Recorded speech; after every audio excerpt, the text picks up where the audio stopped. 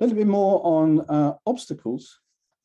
And this is, again, another sort of improvement since the first edition. So between 2017, 2018, and 2021, we've understood that how obstacles get framed is actually really important.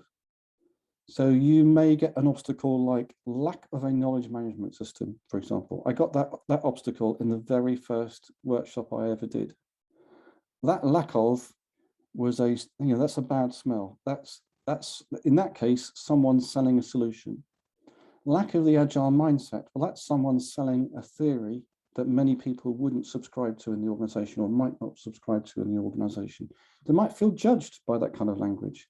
And we've learned how to recognize the kind of obstacles that either make people feel judged or make people feel that they're being sold to.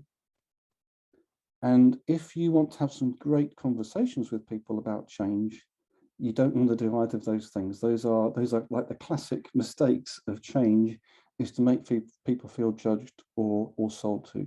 So in their small groups, we get people to actually work quite hard on how they frame those obstacles.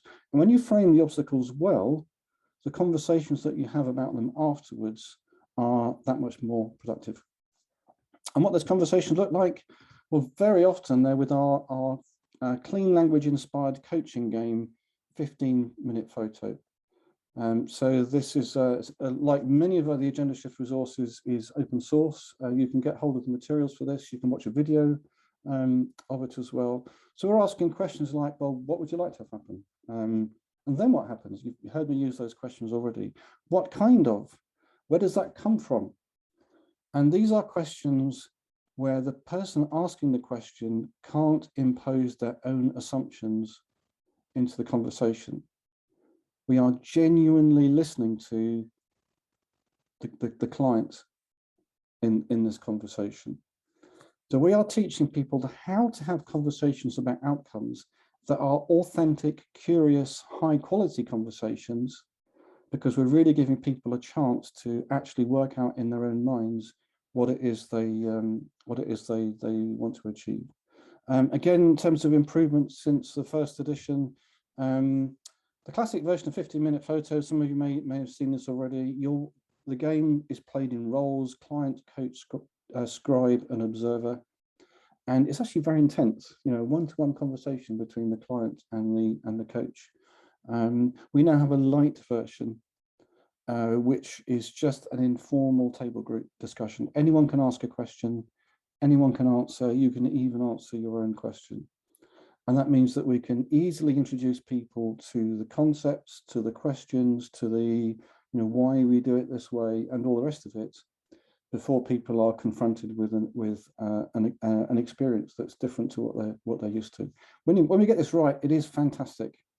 We've had the new joiner coach someone from the C-suite and vice versa.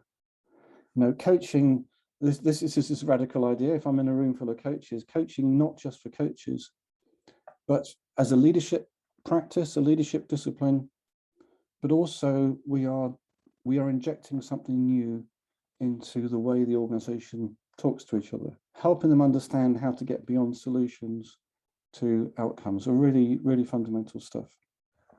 So that's 15-minute photos, something you see the link on the page there. If you go to agendashift.com, there's a resources page with a ton more stuff than that. So that'll do for new kinds of conversation.